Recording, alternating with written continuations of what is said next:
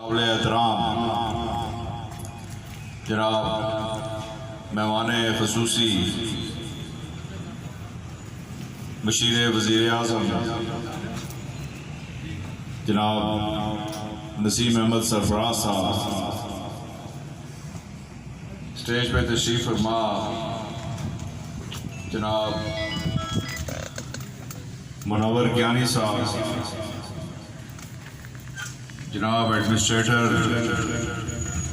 अजीरा ज़हीर साहब, नौजवान रहनुमा एजाज नसार साहब, मेज़बान खसूसी मशीर हुकूमत ज़िया सरदार एडवोकेट साहब, जनाब एडमिनिस्ट्रेटर पुंछ, इंतहाई काबिल एहतराम नौजवान साथी भाई सरदार कदीर, जनाब मेरे मोहसिन मुरब्बी और शफीक जनाब राजा शफीक अहमद, मेरे दस्ते रास्त मेरे भाई जनाब नईम ज़िया, अब्दुर्रहमान काशिर, खान खलील साहब, पाकिस्तान मुस्लिम लीग नून में इंतहाई काबिल कदर काबिल अहमियत सुलह जो जमाती मफाद को मद्देनज़र रख के सामने चलने वाले हाजी सगीर साहब, हाजी उमर फारूक साहब, सरदार वकील साहब, कदीर खान, पिंडाल में मेरे जानने वाले लोग बैठे हैं। अभी स्टेज ख़त्म हुआ, आधी तकरीर गई। पिंडाल में कितने चेहरे हैं, सदर हैं, बांतीन के सदर हैं, हमारे बाकी जितने भी साथी हैं। अब्बासपुर से तशरीफ़ फरमा आज के इस इज्तिमा में मैं तमाम लोगों को बशमूल मीडिया, प्रेस, यूथ, तमाम लोगों को खुशामदीद कहता हूँ। जनाब नसीम अहमद सरफराज साहब, आप जिस ओहदे पे मुतमक्किन हैं या जिस मुकाम पर आपको जमात ने ये ओहदा अता फरमाया है, मैं ये कहूँगा कि एक तल्ख हकीकत है, ये सियासत इतना गोरख धंधा है कि इसमें बिला वजह किसी को कुछ नहीं मिलता। इस सारे अमल के पीछे आपकी मेहनत दरकार है। मुझे 2011 का इलेक्शन जब मैं पाकिस्तान मुस्लिम लीग नून का एक अच्छा सा कारकुन हजीरा की अदालतों के बाहर फरियाल तालपुर और उसके हवारियों की इंतहाई धांधली के बायस अपनी जीती हुई नशिस्त पाकिस्तान पीपल्स पार्टी की धांधली के हवाले करके बेबस और बेसहारा खड़ा था त्राड़खल की अदालतों के पीछे, हजीरा की अदालतों के बाहर, तो मुझे पता चला कि अब्बासपुर की सीट यासीन गुलशन की नसीम अहमद सरफराज की वसादत से जीत ली गई। अल्लाह ताला की मदद से वो अयाम थे जिनको शायद आज 37 सीटों की चकाचौंध में बाकी तो कोई भूल जाए, मगर यह कारकुन कभी नहीं भूल सकेगा, यह खाकसार कभी नहीं भूल सकेगा। अब्बासपुर की सीट और अब्बासपुर में दाएं बाजू की सियासत, जनाब नसीम अहमद सरफराज आपकी खिदमत को फरामोश करना या सियासत में आपकी खिदमत को फरामोश करना, मैं ये समझता हूँ कि ये ज्यादा है। आप जिस जगह पे आज मौजूद है, मुशीरे वज़ीर आज़म, ये ओहदा जो है, ये जो ओहदे होते हैं, सियासत में सतारा जुर्रत नहीं है, सियासत में निशाने हैदर नहीं है, सियासत में किसी को कोई तमगा गुसालत नहीं दिया जाता, सियासत में यही कुछ दिया जाता है कारकुनों को जो आप तक पहुंचा दिया गया। जनाब नसीम अहमद सरफराज, किसी को यूनियन काउंसिल का सदर बनाया जाता है, किसी को डिस्ट्रिक्ट काउंसिल का मेंबर बनाया जाता है, किसी को एडमिनिस्ट्रेटर बनाया जाता है, किसी को ज़कात का चेयरमैन बनाया जाता है, किसी को मशीर बनाया जाता है, किसी को वजीर बनाया जाता है। ये सियासी जो सिलसिला है, इस प्रोसेस को इस सियासत में जो है वो शेयरिंग ऑफ पावर कहा जाता है।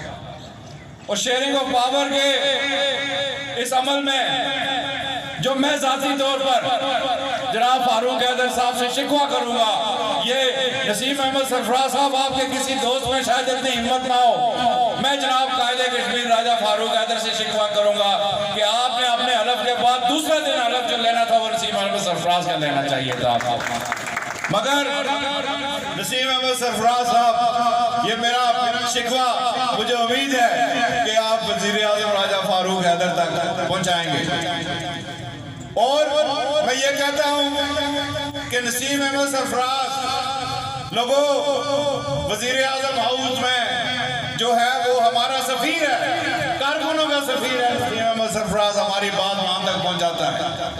कारकुनों के जो मामलात हैं वो वजीर आज़म हाउस तक नसीम अहमद सरफराज पहुंचाने वाला आदमी है।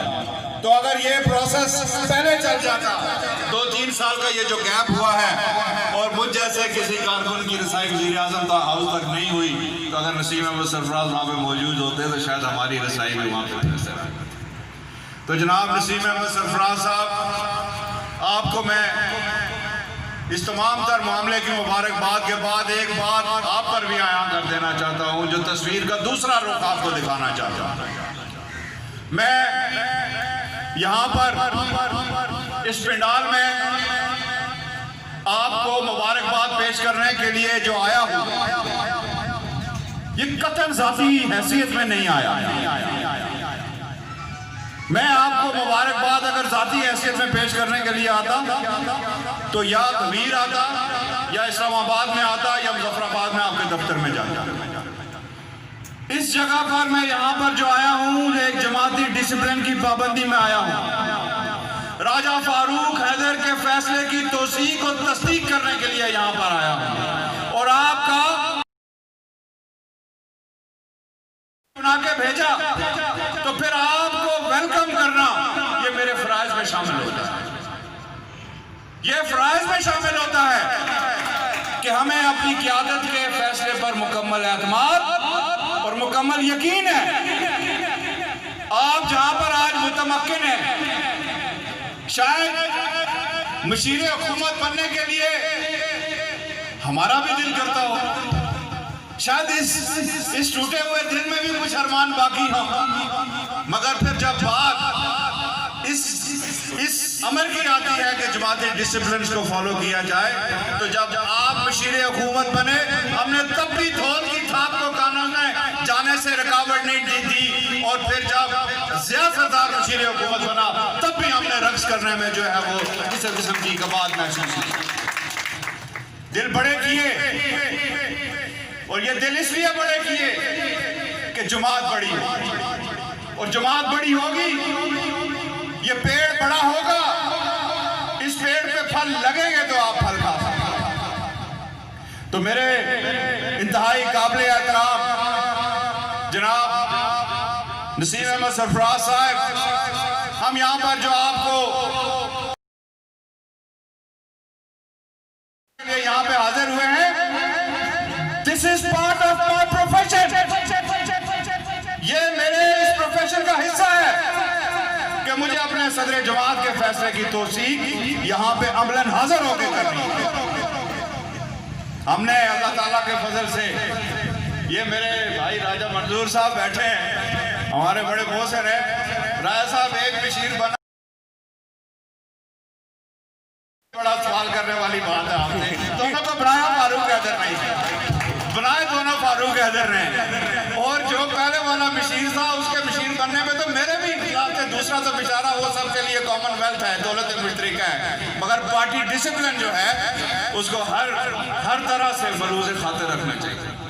Party discipline is everything. इस हल्के में पार्टी डिसिप्लिन, मैं इसलिए खुल के बात करता हूँ कि मैंने पार्टी डिसिप्लिन की मिसाल कायम की।